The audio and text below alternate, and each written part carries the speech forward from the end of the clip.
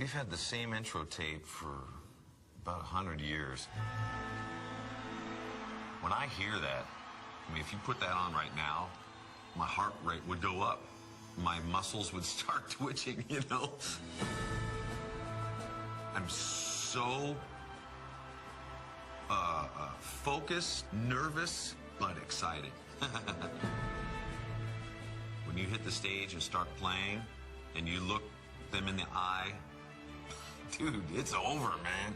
That's the ultimate drug, the ultimate drink, the ultimate feeling. And we're addicted to it.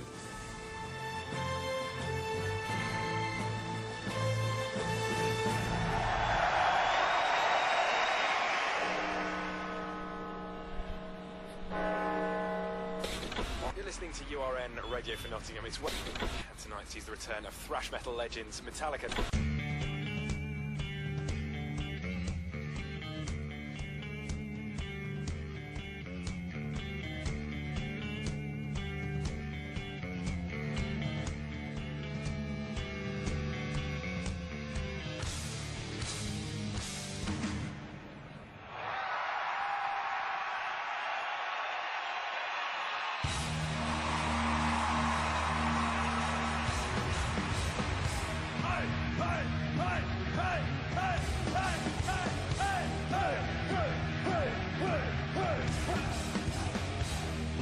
When we go out and play, when we fire up together, we have that audience there, something happens. You get these 4 sticks of dynamite together. I mean, you know, it's just, the result is obvious. It's a magical experience. It's all about the music and the performance and giving it your all.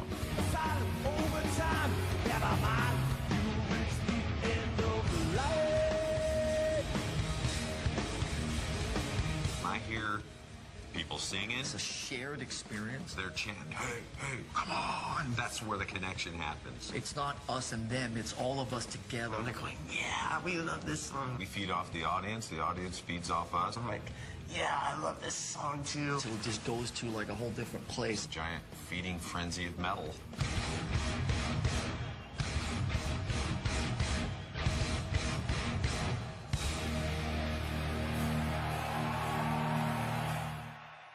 The first time I really felt the roar of the crowd, I wasn't on stage. It was before I actually started playing guitar. I got hooked by it when I went to see concerts. Thin Lizzy, Winterland, 1977. Like 78, Aerosmith, AC/DC, Long Beach Arena. In LA, there was a band called Seagull. I watched them play, you know, at the local theater. My senses got pounded with everything, from smell, The energy, to the sounds, the mystery, and the lights. I was just so blown away. It made me feel alive. It made me feel a part of something. I couldn't get over the fact that the guys that were on stage were the guys who were on the cover of the album, who I listened to every single day. I was so inspired by what I saw that I'd go home and I'd practice. I wanted to be the dude that was in my posters hanging up in my room. I would imagine myself being John Paul Jones or Geezer Butler or Geddy Lee. So I was hooked right then.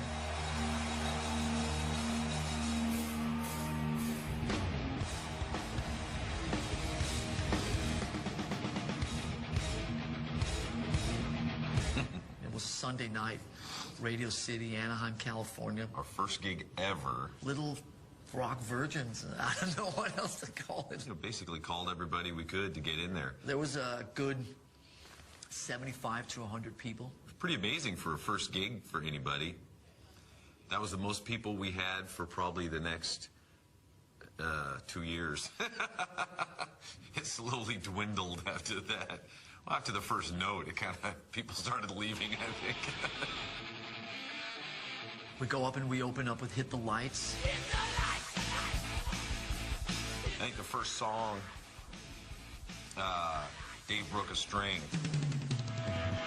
We had not anticipated something like that. Dave Mustaine took what seemed like forever and 5 minutes on top of that to change his guitar string. I was sitting up on stage trying to sort of duck behind the drums. That's when it hit me. You have to be prepared for anything that's going to happen. It was not exactly how I'd planned out my first live experience. That first show with them, I was nervous as you can believe. It was in Dover, New Jersey, sometime in April 1983. The week previous to that, I had gotten their No Life Till Leather demo and was told to learn all the songs. Think back on the early years, it was strange because a lot of the stuff we were doing was so complicated. They can tell that I was nervous. I mean, I was just literally shaking in my shoes. It was like you went on stage, play a gig to deliver a performance, and the objective was to not up. And I remember doing a really, really good job until the encore. By the time we got to Motor Breath, James was pretty drunk. And Lars was playing it faster than we'd ever played it. I'm lost. I don't know where the hell I am. Oh my God, what's coming next? Don't up. Oh, somebody's gonna yell at me. Ah! 2/3 of the way through the song, James looked at me and just gave me this look, and I thought, oh my God, it's curtains. This is the end. I remember saying to Lars, hey, I'm sorry I screwed up that part in Motor Breath. And he said, don't worry, it was a great first show for you. It can only get better from here. I don't think it was until much later that, and I mean much later, not the next week, I'm talking years, that it got to a point where you were relaxed enough to actually enjoy the gigs.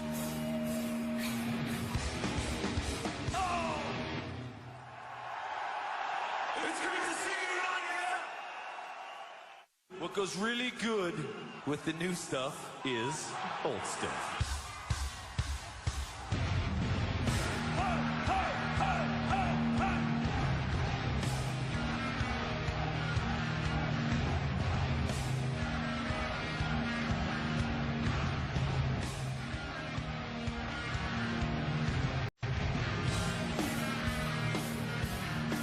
I remember we started young. I was 19 when we went on our first tour, and none of us had a lot of life experiences. We have a debut album out on Megaforce Records. It's called Kill 'Em All. We're glad to kill all you tonight.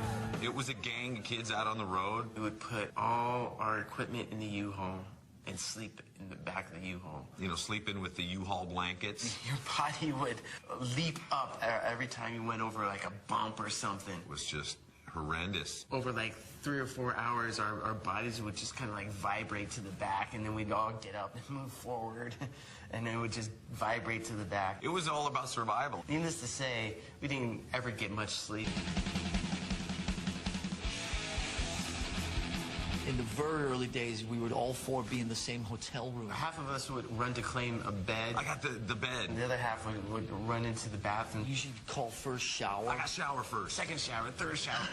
There were some hotels where we'd have to share towels. The rules were no ass wiping. You were sleeping together. No jerking off while the other guy was lying next to you. You could have a girl there. There was always someone else in the bed with us. But no self-relief. Going to the bathroom, for God's sake. It wasn't until the Ride the Lightning tour that we actually got a tour bus. There is always the unspoken law of don't on the bus. Slinging the towel in there, to drop your load and then kind of take it. It's like this adult diaper. What am I doing with this? I remember Cliff did that once and was trying to get rid of it outside the bus, and there was some fans out there that just had to have it, I guess. They were fighting over the towel. That was not pretty. What's there to say? We're out of beer, pals. Beer. We went through our, beer days. Drink before we go on stage. Our Jaeger days. Drink during. Gin days. Drink after. There was a lot of drinking pretty much going on. We were all nerdy, dorky, loner, outcast kids. Basically, we just wanted to get drunk and get laid. So cute. Oh, I just did it. 12 hours of party and 12 hours of hangover, and then 12 hours of party and on it went. You invited everybody from the audience, preferably female, on the tour bus. You'd walk out on the tour bus, there'd be like 30, 40 girls sitting there. But let's all share this together. And there was a lot of sharing going on. The first time that we did arenas in America, headlining on the Justice Tour, it's pretty nutty. Party. The summer with Guns N' Roses in '92, it was pretty nutty. Hanging out with other bands. Touring with them in '93, it was just like a wild and crazy circus. Just having a blast. They were the first guys to drink a full bottle of Jaeger with me. A debaucherous medieval experience on the road. We wouldn't survive those times now. You know, we can still tie one on if we have to, at least. But obviously, things are not debaucherous, you know, unless, of course, you call a couple people sitting around drinking red wine. But it's so civilized, it's pretty sickening, actually. Trust me. Do you all know Cliff Burton over here?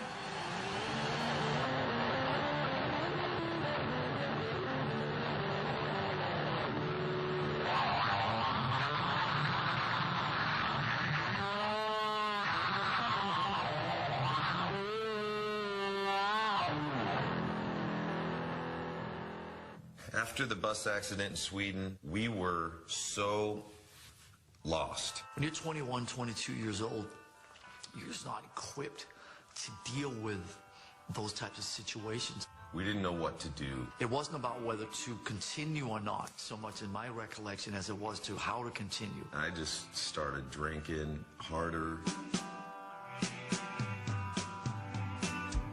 The only way to get through it was to keep going. Jump in a vodka bottle and keep going. Our management said, best thing to do is get out on the road and work it out through the music, you know, and we took that advice. I don't think we actually sat and weighed the pros and cons of it. And maybe it wasn't the best advice, but that's kind of what we knew. That was our cocoon, that was our safe zone. When we jammed together, the world, everything's okay in the world. You're 21, 22, you don't know anything else. Cliff would have been the first one to give us a kick in the ass and tell us to get out there and stop sulking and get on with it because of what he had been part of building. Later on is when all kind of the grieving started happening. And there's still parts of Cliff that I miss very much.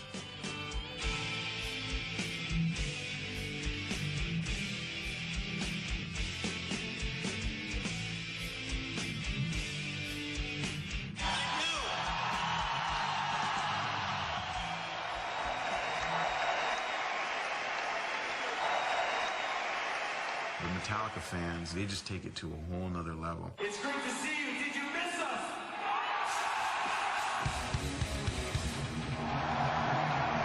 You'll go on a European run of shows and you'll see like a handful of fans from the States. You could be in Estonia, you know, or in Moscow, and they're there. And it's amazing to me how diehard and hardcore they are. Come on, Nottingham!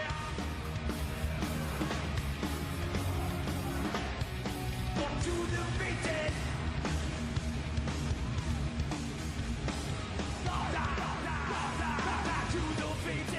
It's obviously pretty amazing the amount of people that have grown old with us. There are fans out there that have followed us since '83. I still see familiar faces in the audience that I first started seeing on the Master of Puppets tour. You know, you've grown up together. Only now those faces are a little bit pudgier.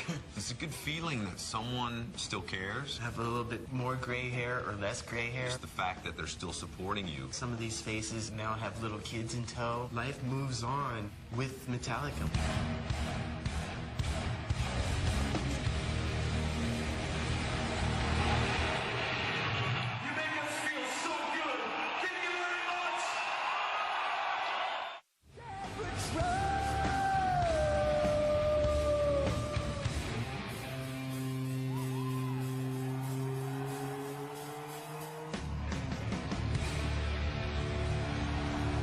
There are so many amazing things that we have seen and places that we have gone and played in our lives. Give me fuel, give me fire, give me that which I desire. We've seen riots go down in Puerto Rico because we couldn't play. It rained so much. Indonesia, there was flipping police cars over. We've seen, security pull out guns and start firing. We've played in Tuktoyaktuk, above the Arctic Circle. We met everyone in the town and then played a concert for them in a tent. I remember one of the early shows I had done with them was at the LA Coliseum, and being from Southern California and seeing the Rolling Stones there in 1980, all of a sudden, being up on stage with Metallica and just feeling the energy of 60,000 people, and you feel like you're floating at that point. That was one of the most intense moments for me. I remember, walking off the stage in Oakland thinking, I just played a day on the green.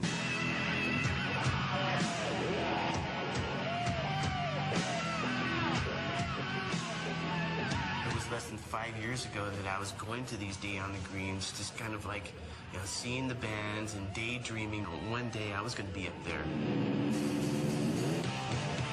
Thinking, God, I've done something that's made my mother proud of me. Moscow, we're having some fun today!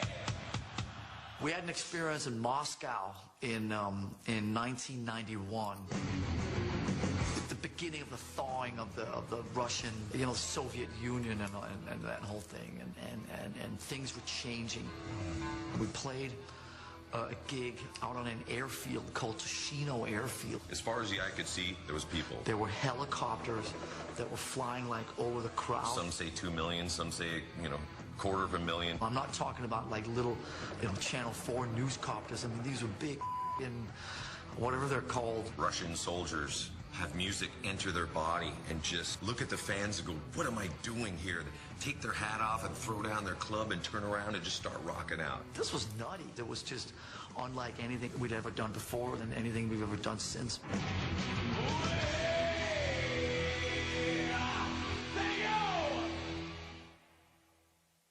Today more than ever, I look out there and say, man, I'm a lucky bastard, man.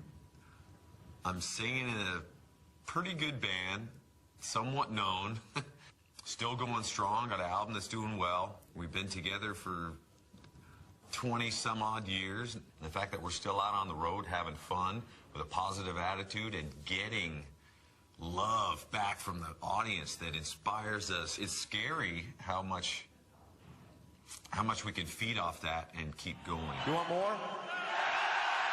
No! No! Oh, well, all right.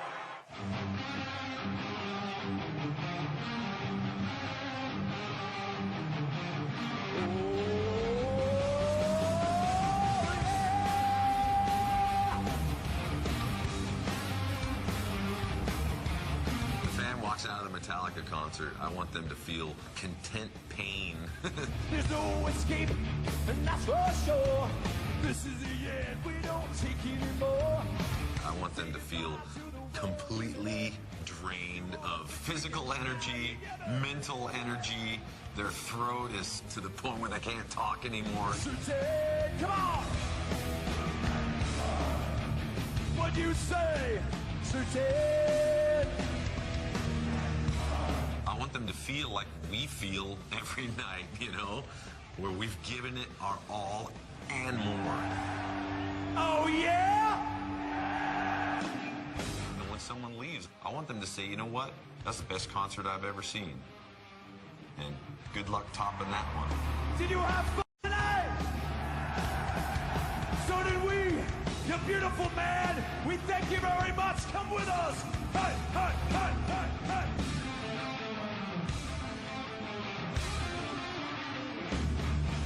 Metallica loves Manchester!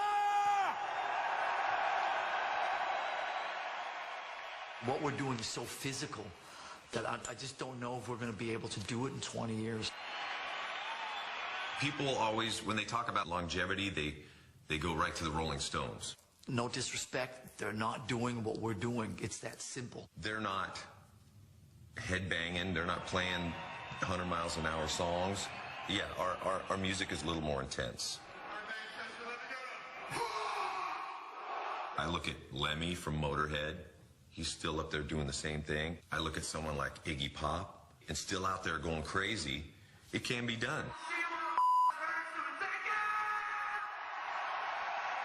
We're 45 now, and we're still being able to throw down. I remember when my dad turned 45, I was like, dude, he was old. Like, 45 is old. And, like, he grew up as a professional tennis player. At 45, you joined the seniors tour. I mean, we're out here, we got Machine Head opening for us every night, kicking us in the ass. There's no senior tour. I just don't know. I don't know if we can do it for another 20 years, and I just hope that we have the good senses to get the out of Dodge if it becomes silly.